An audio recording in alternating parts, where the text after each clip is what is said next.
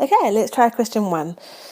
We know that cosine of x equals p, and x is an acute angle in degrees. So what I'm going to do is I'm going to set up a right angle triangle where this is angle x, and I know that cosine of x equals p. So if it's a right angle triangle, we know that cosine is adjacent over hypotenuse. So the cosine of x is supposed to equal the adjacent over the hypotenuse. So a over h. So that means that the adjacent must be p, and h is 1. So the hypotenuse is 1, and the adjacent is p, like that. So that's cool. So therefore, if I want sine of x, that's the opposite over the hypotenuse. In this case, the opposite side we don't know yet. How do we get the opposite side? We're just going to use Pythagoras. I'll move around there. So that's going to be the same as the long side, which is 1 squared minus the short side squared.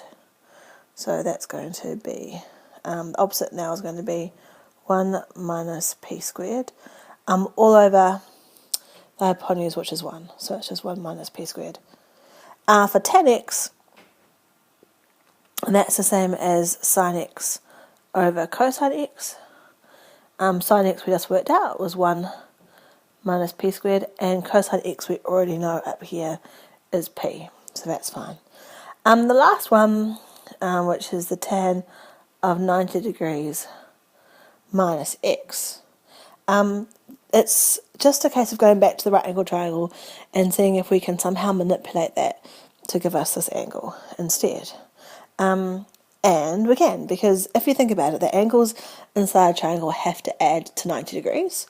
So if you've got a right angle, there's 90 degrees, the angles in a triangle have to add to 180 degrees, So if you've got a right angle, there's 90 degrees of that 180 degrees gone already.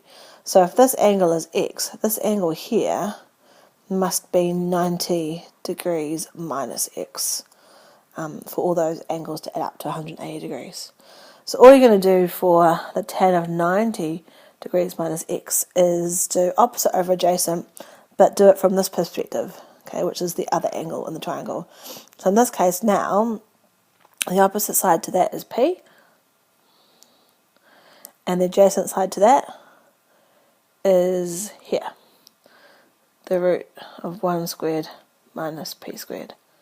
So we've done a couple of these right angle triangles one so far. We did one a couple of days ago, and in that case there we had to use the reflex angle, so we had to reflect it over the x-axis. So yeah, I guess it's just a case of coming back to that right angle triangle, setting up what they've given you, and then using Pythagoras and maybe some reflection to get the answer that you need.